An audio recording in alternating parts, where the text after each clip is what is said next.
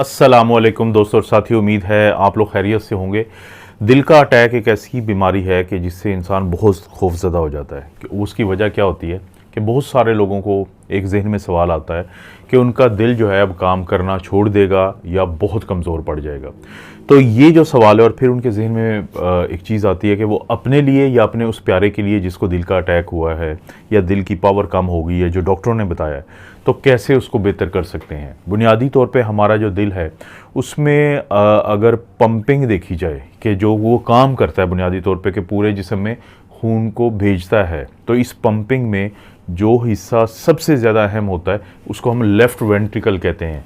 यानी दिल के 4 बड़े चैम्बर होते हैं, तो उसमें से जो बाएं साइड का बड़ा चैम्बर होता है वो जब धड़कता है दिल तो वो कॉन्ट्रैक्ट करता है, तो वो पूरे जिस्म में खून को फेंकता है। और ये वो खून है कि जो जिस्म के हर सेल में जब जाता है तो इसके अंदर ऑक्सीजन होती है, खुराक होती है, और ये ऑक्सीजन और खुराक जो होती है ये वो बुनियादी चीज़ है जो हमारा दिल हर चीज़ जगह पे पहुंचाता है। तो हमारे दिल के इस लेफ़्ट वेंट्रिकल में या बाएं जो कमरा कह लें, खाना कह लें, इसमें जितना भी खून आता है आम तौर पे इसका 60% वो फेंक देता है। ये जो फेंकने की पावर है या पंपिंग पावर है, इसको हम इजेक्शन फ्रैक्शन कहते हैं। यानी अगर आपका दिल जो है, आप ये जानना चाहते हैं कि आपकी इजेक्शन फ्रैक्शन कितनी है, चाहे आपको हार्ट अटैक हुआ हो या आपको वैसे नॉर्मली आप जानना चाहते हैं, तो आप एक सादा सा दिल का एक ऐसा अल्ट्रासाउंड करवाएंगे जिसका कोई नुकसान नहीं होता। इसको हम कहते हैं एकोकार्डियोग्राफी। इससे हमें मालूम पड़ता है कि हमारी इजेक्शन फ्रैक्शन या दिल की पंपिंग पावर कितनी है। और मैं बता चुका हूं कि नॉर्मली जो है ये 60% होती है। जब ये कम होती है तो जाहिर है कि फिर उस वक्त दिल जो है उसको नुकसान होता है। जो सबसे बड़ी वजह क्या है दिल की पंपिंग पावर या इजेक्शन फ्रैक्शन के कम होने की, वो है दिल के अटैक। हमारे दिल के जो मसल्स होते हैं, पट्टे होते हैं, अब ये पूरे जिस्म को तो खून पहुंचा रहे हैं, खुराक पहुंचा रहे हैं, ऑक्सीजन पहुंचा रहे हैं, लेकिन जाहिर है कि इनको भी ज़रूरत है। सारी ज़िंदगी दिल हमारा धड़कता है, 1 मिनट में एवरेज 72 दफ़ा धड़कता है। तो इस मुसलसल काम करने के लिए इसको ऑक्सीजन भी चाहिए, इसको खुराक भी चाहिए। तो वो खुराक और ऑक्सीजन देती हैं दिल की 3 खून की जो नालियाँ होती हैं जिनको हम कोरोनरी आर्टरीज कहते हैं। और जब इसमें क्लॉट आ जाए, जब इसमें कोई ऐसा लोथड़ा आ जाए कि जिससे खून की नाली ब्लॉक हो जाए, तो फिर वो हिस्सा दिल के पट्टों का जो जिसको ये खून की नालियाँ खून देती हैं, तो वो उसको नुकसान हो जाता है, डैमेज हो जाता है वो। लेकिन अगर मुकम्मल तौर पर वो रुक जाए तो वो डेड हो जाता है। अब देखें, ये जो पूरा लेफ़्ट वेंट्रिकल है इसकी 3 बड़ी दीवारें होती हैं, वो तीनों इकट्ठी धड़कती हैं तो ये इजेक्शन फ्रैक्शन या पंपिंग पावर पैदा होती है। और अगर किसी एक दीवार को, फ़र्ज़ करें सामने वाली दीवार को नुकसान हो जाए, तो बाकी तो धड़केंगी लेकिन ये इसमें हिस्सा नहीं डालेगी, जिससे दिल की पावर कम हो जाएगी। और सबसे बड़ी वजह ये होती है, और कुछ लोगों में दिल के पट्टों की एक अपनी ही एक कमज़ोरी की बीमारी होती है जिसको हम कार्डियोमायोपैथी कहते हैं। तो जब हम अपना एकोकार्डियोग्राफी करवाते हैं तो हमें पता चलता है कि फ़र्ज़ करें अगर किसी का इजेक्शन फ्रैक्शन जो है वो 40% आया है, तो इसका ये मतलब होता है कि 60 से 20 कम हो गई है दिल की पंपिंग पावर।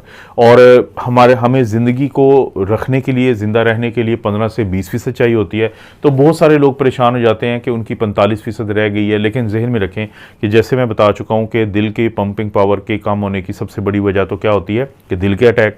लेकिन अक्सर जो दिल के अटैक होते हैं, जब उसके बाद दिल की पंपिंग पावर कम होती है तो अगले 1 से 2 महीने में जो वो एरिया जो डैमेज तो हुआ था और डेड नहीं हुआ था मुकम्मल तौर पे, तो वो जो डैमेज एरिया होता है तो उसमें से कुछ एरिया जो है वो वापस आ जाता है। क्योंकि हाइबरनेशन और स्टनिंग एक ऐसी चीज़ होती है कि जिसमें हमारे दिल के पट्टे उस वक्त कुछ आर्जी तौर पे काम करना बंद कर देते हैं, लेकिन बाद में जब ये काम करना शुरू करते हैं तो उसके नतीजे में फिर हमें पता चलता है कि दिल के पंपिंग पावर बेहतर हो गई है। इसलिए हम अक्सर लोगों को कहते हैं कि अगर आपके दिल के अटैक के फौरी बाद ये कम हुई है तो आप अपना यही एको जो है दोबारा करवाएंगे, तो उम्मीद है कि ये वापस आ चुकी होगी काफ़ी हद तक। लेकिन अगर फ़र्ज़ करें कि इसमें कोई बेहतरी ना आए, तो इसके बाद फिर एक EECP नामी एक प्रोसीजर होता है कि जिसको हम इन्हेंस्ड और एक्सटर्नल काउंटर पल्सेशन प्रोसीजर कहते हैं। लेकिन इससे पहले अक्सर हम लोगों को कहते हैं कि आप अपना स्ट्रेस थैलियम एक स्कैन होता है वो करवा लें, जिससे ये पता चल जाएगा कि कितने चांसेस हैं कि ये जो EECP है ये काम कर जाएगी। क्योंकि थैलियम आपको बता देगा कि कितना एरिया ऐसा है जो बिल्कुल डेड है और कितना ऐसा वाइबल है, तो उसके चांसेस हैं। तो EECP जो प्रोसीजर है ये हर बड़े शहर में कह लें, लाहौर या कराची, इधर सेंटर बने हुए हैं। ये नॉन इन्वेजिव है कि इसमें कोई नाली नहीं डलती, कोई कुछ ऐसा नहीं होता। इसका बुनियादी मकसद क्या होता है कि जो टांगों की जो खून की नालियां हैं तो उनका ब्लड आपके दिल की तरफ भेजा जाए और उस थोड़ा प्रेशर पड़ने से खून की नालियों में नई नालियां बनना या कुछ जो रुकी हुई हैं उनके चलने के चांसेस होते हैं। कुछ लोगों को इसका फ़ायदा हो जाता है, कुछ लोगों को इसका फ़ायदा नहीं होता। तो अगर आप भी उस कैटेगरी में शामिल हैं कि जिनके दिल की पंपिंग पावर कम है और ज़ाहिर है कि आप अपने कार्डियोलॉजिस्ट को ज़रूर दिखा रहे होंगे, तो उनसे आप ये मशवरा कर लें कि EECP जो है उसको क्या मैं इस्तेमाल कर सकता हूँ या नहीं। तो दिल की जो पंपिंग पावर है वो या खुद वापस हो जाती है बहुत सारे लोगों में कि बेहतरी की तरफ जाती है किसी हद तक, या फिर आप इस तरह का ये जो EECP है इसकी मदद लेके अपने दिल की पंपिंग पावर को बेहतर कर सकते हैं। अक्सर लोग ये पूछते थे, तो इसका ये जवाब है। इस तरह की वीडियोस आपको मिलती रहती हैं। वीडियो को लाइक करें, चैनल को नहीं किया सब्सक्राइब ज़रूर करें, बेल नोटिफिकेशन दबा दें ताकि हर नई वीडियो का आपको मैसेज आ जाए।